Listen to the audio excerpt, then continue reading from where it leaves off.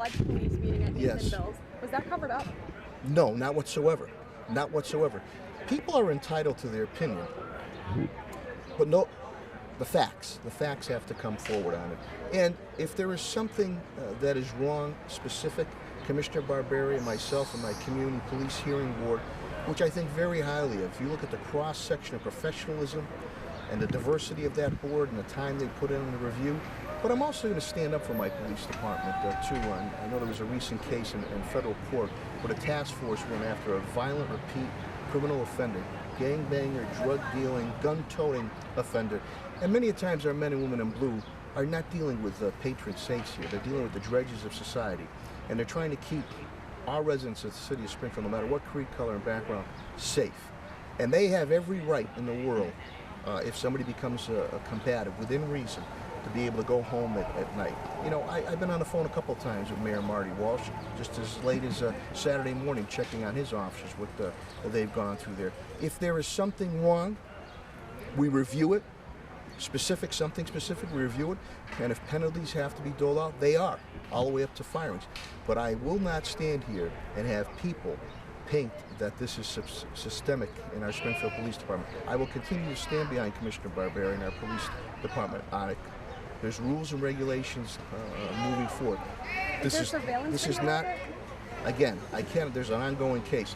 This is not symbolic of our Springfield Police Department. If something is being wrong in a specific case, we will pursue that. But I'm also going to stand up for our police department, which is extremely important. So people can be entitled. And another thing, Hammer, I've been neighborhoods, left and right, very diverse neighborhoods I've been in.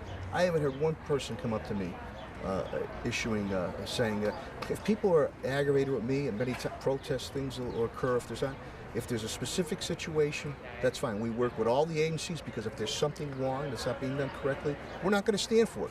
But I'm not going to allow people to paint our Springfield Police Department. These are brave and dedicated men and women in blue who put their lives on the line day in and day out. And that recent thing with the federal case there, that was a task force that went in there. State and federals go after violent, repeat drug, gun-toting, gangbangers, offenders, armed to the hilt. And it's extremely important that our officers have to, at times, pursue actions to make sure that the public is kept safe. If they're out of line, then we pursue it at that point in time, if it's a specific incident. But again... If there is surveillance video, would we eventually find out? Again, there's an investigation going on, and you have the district attorney looking at other cases. The investigation has to go forward. People have two sides of the story on this. Facts are facts.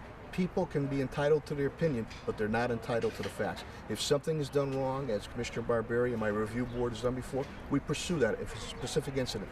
But I'm not going to have the Springfield Police Department painted that this is systemic, which it is not. I stand by Commissioner Barberi and I stand by the Springfield Police Department. Last question, when did you first find out about it?